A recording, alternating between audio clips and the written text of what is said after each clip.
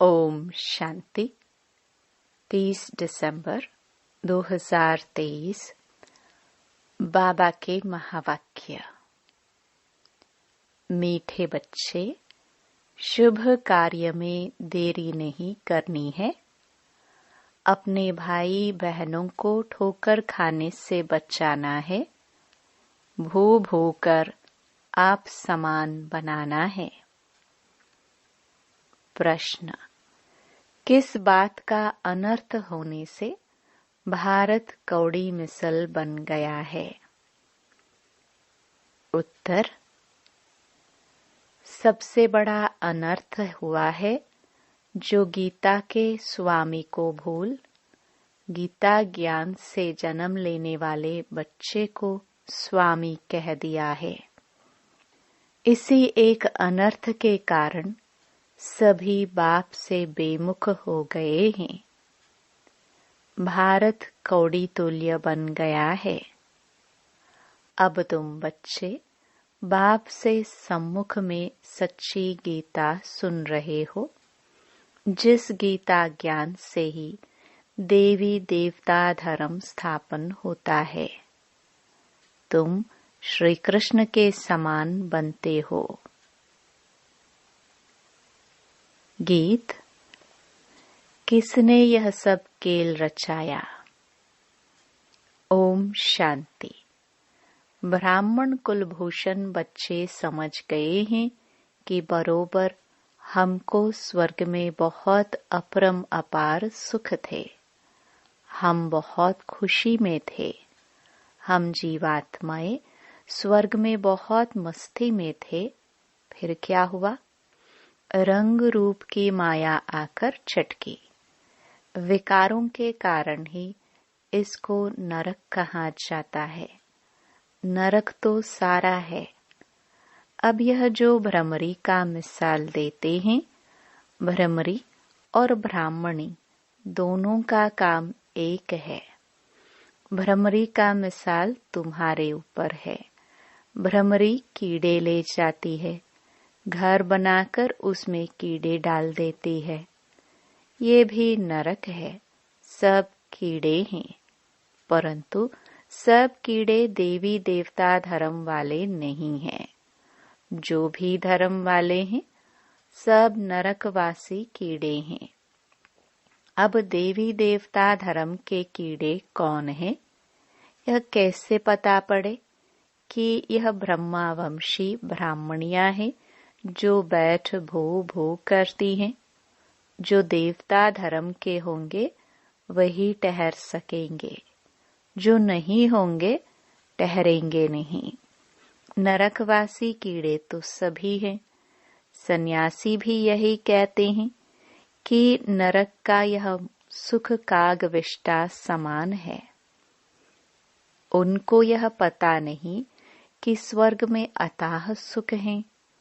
यहाँ पर 5% सुख है और 95% दुख है। तो इसको कोई स्वर्ग नहीं कहा जाएगा। स्वर्ग में तो दुख की बात नहीं रहती। यहाँ तो अनेक शास्त्र, अनेक धर्म तथा अनेक मतें हो गई हैं। स्वर्ग में तो एक ही अद्वैत देवता मत है, एक ही धर्म है। तो तुम हो ब्राह्मणिया, तुम भू करती हो। फिर जो इस धर्म के हैं वह ठहर जाते हैं। अनेक प्रकार के हैं। कोई नेचर को मानते हैं, कोई साइंस को मानते हैं, कोई कहते यह सृष्टि कल्पना मात्र है। ऐसी वार्तालाप यहाँ ही चलता है, सतयुग में नहीं चलती। यह बेहद का बाप प्रजापिता ब्रह्मा के मुख कमल से अपने बच्चों को बैठ समझाते हैं कि तुम मेरे पास थे, अब फिर मेरे पास आना है। इसमें शास्त्रों की तो बात नहीं उठती। क्राइस्ट तथा बुद्ध आते हैं, वह भी आकर सुनाते हैं। उस समय तो शास्त्र का प्रश्न उठ ना सके। क्राइस्ट बाइबल पढ़ता था क्या?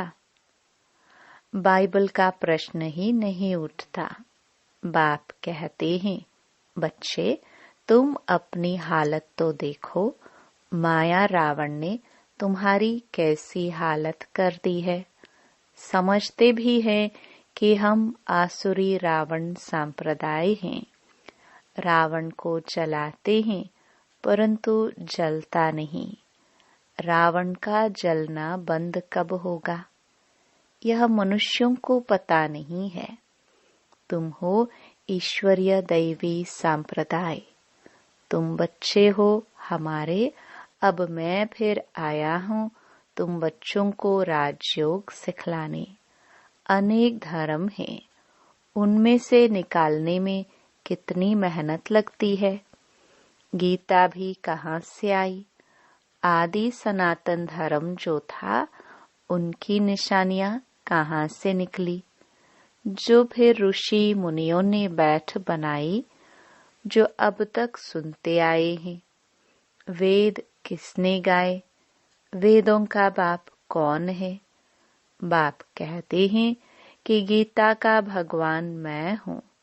गीता माता रची शिव बाबा ने, उससे जन्म लिया श्री कृष्ण ने।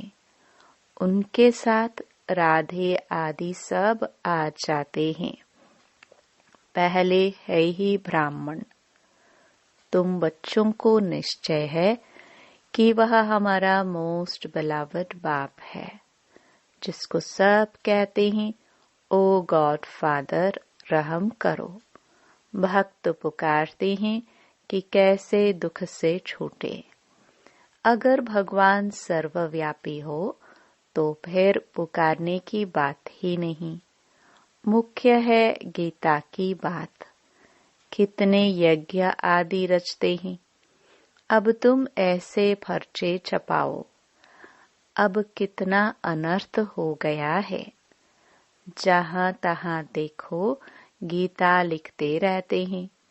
गीता किसने रची, किसने गाई, कब गाई, किसने बनाई, कुछ भी पता नहीं है। श्री कृष्ण का भी यथार्थ परिचय नहीं है। बस कह देते जिधर देखो सर्वव्यापी कृष्ण ही कृष्ण है। राधे के भक्त राधे के लिए कहेंगे सर्वव्यापी राधे ही राधे हैं। एक निराकार परमात्मा को ही कहे तो भी ठीक, सबको क्यों सर्वव्यापी कर दिया है। गणेश के लिए भी कहेंगे सर्वव्यापी। एक ही मथुरा शहर में कोई कहेंगे श्री कृष्ण सर्वव्यापी है, कोई कहेंगे राधे सर्वव्यापी है। कितनी मूंज हो गई है। एक की मत न मिले दूसरे से। एक ही घर में बाप का गुरु अलग तो बच्चे का गुरु अलग। वास्तव में गुरु किया जाता है वानप्रस्थ में। बाप कहते हैं मैं भी आया हूँ इनकी वानप्रस्थ अवस्था में। दुनिया में तो जितना जो बड़ा गुरु होता है उनको उतना नशा रहता है। आदिदेव को महावीर भी नाम दिया है। हनुमान को भी महावीर कहते हैं। महावीर तो तुम शक्तियां हो।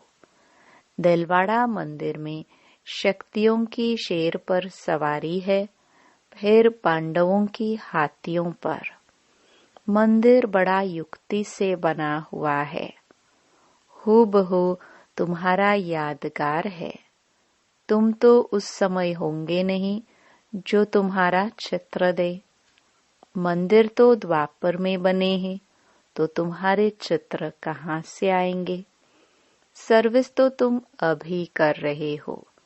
बातें सब अभी की हैं। उन्होंने बाद में शास्त्र बनाए हैं।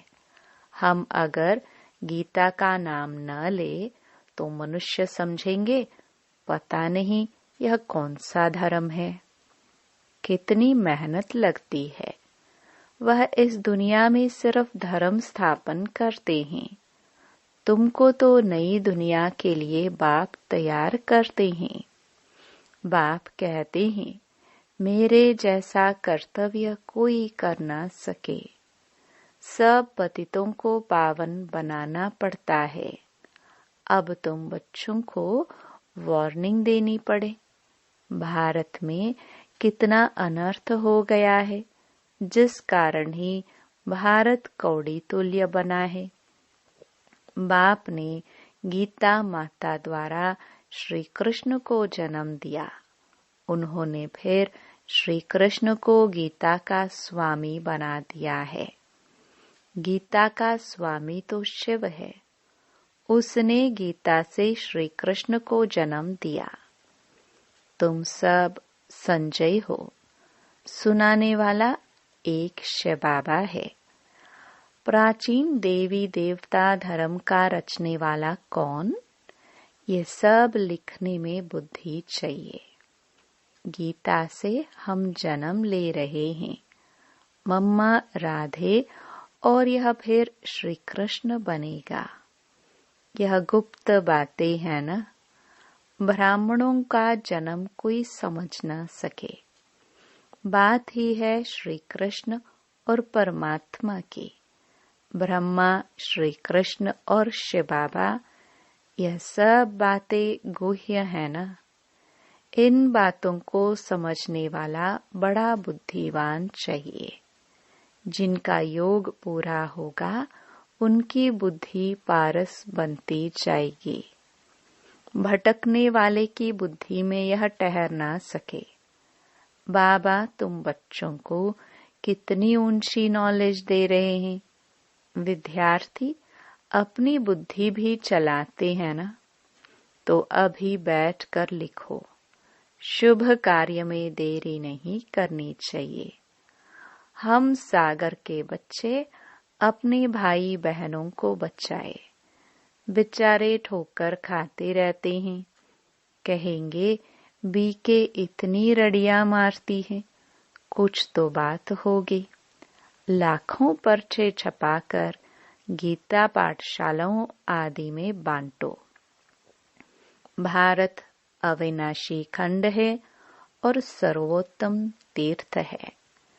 जो बाप सबको सद्गति देते हैं, उनके तीर्थ स्थान को गुम कर दिया है, तो फिर उनका नाम निकालना पड़े।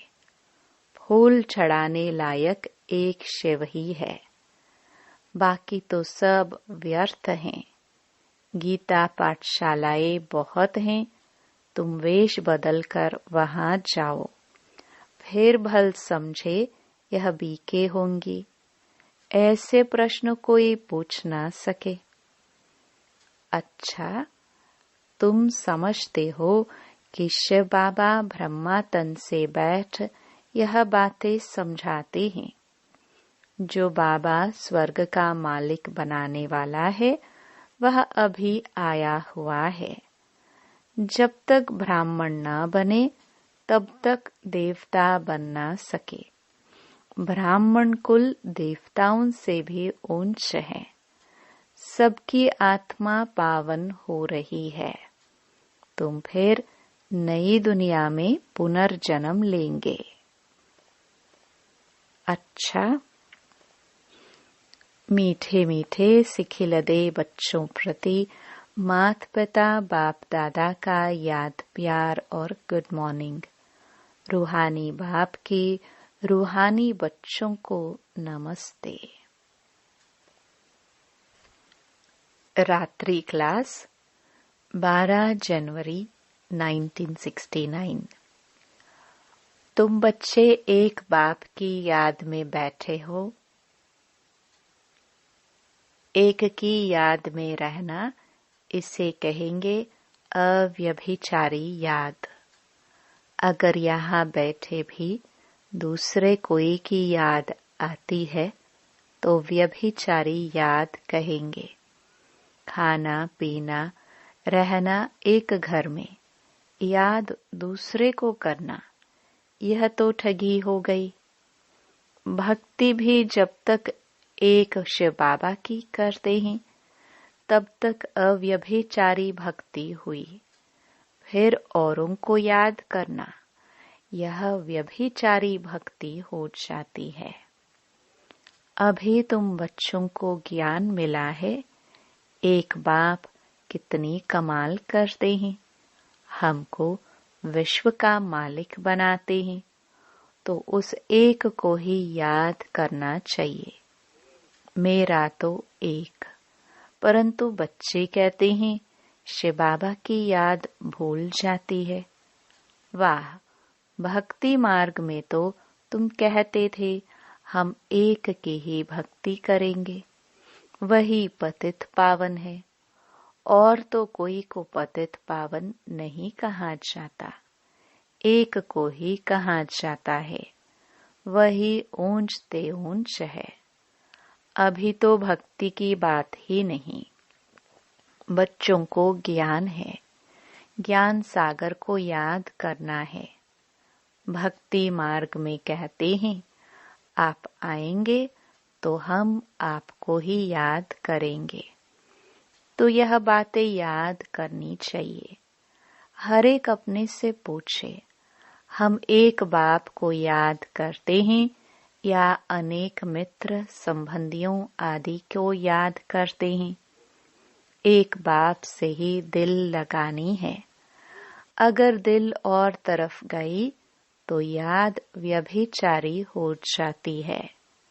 बाप कहते हैं बच्चे मामेकम याद करो, फिर वहां तुम्हें दैवी संबंधी मिलेंगे।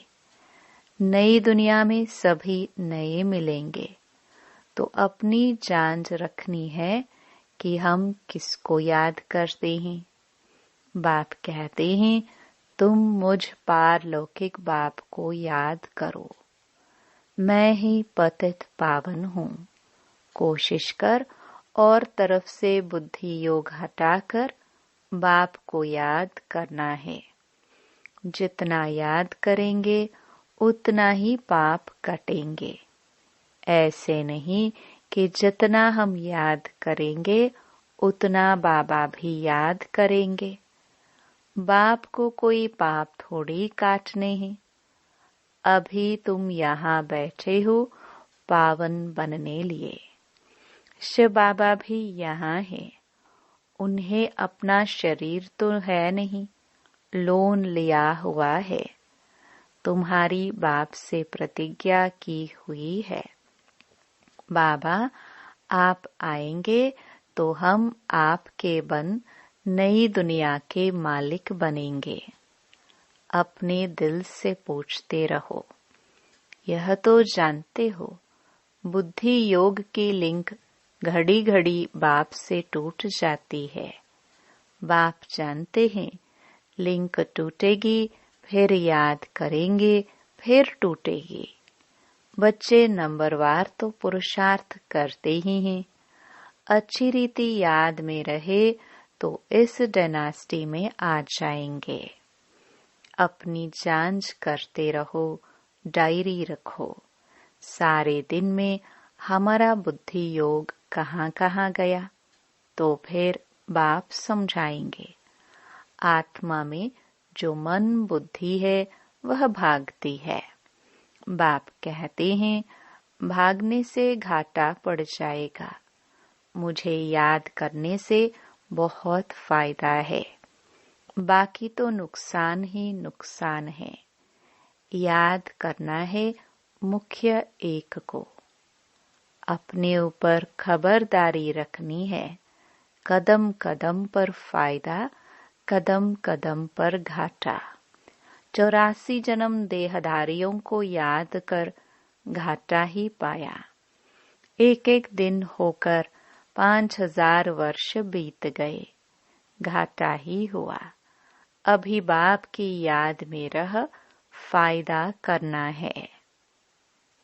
ऐसे विचार सागर मंथन कर ज्ञान रतन निकालने हैं। बाप की याद में एकाग्रचित हो लगना है। कई बच्चों को कौड़िया कमाने की चिंता रहती है। माया धंधे आदि के विचार ले आती है। धनवान को तो बहुत विचार आते हैं, बाबा क्या करे, बाबा का कितना अच्छा धंधा था, धक्के आदि खाने की दरकार ही नहीं थी। कोई व्यापारी आता था तो मैं पूछता था, पहले ये तो बताओ व्यापारी हो या एजेंट हो। तुम्हें धंधा आदि करते बुद्धि का योग बाप से रखना है। अभी कलयुग पूरा हो, सतयुग आता है। पतित तो सतयुग में जाएंगे ही नहीं। जितना याद करेंगे उतनी ही पवित्र बनेंगे।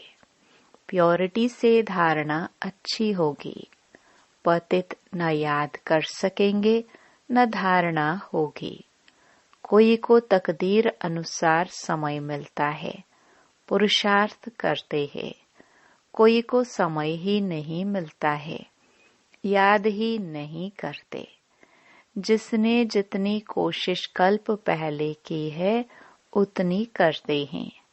हर एक को अपने से मेहनत करनी है।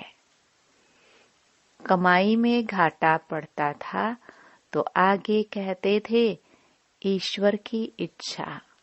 अभी कहते हैं ड्रामा। जो कल्प पहले हुआ है वह होगा। ऐसे नहीं अभी 4 घंटा याद करते हो तो दूसरे कल्प में जास्ती करेंगे। नहीं, शिक्षा दी जाती है। अभी पुरुषार्थ करेंगे तो कल्प कल्प अच्छा पुरुषार्थ होगा। तो जांच करो बुद्धि कहाँ कहाँ जाती है। मल्ल युद्ध में बड़ी खबरदारी रखते हैं। अच्छा, रूहानी बच्चों को रूहानी बाप दादा का याद प्यार, गुड नाइट।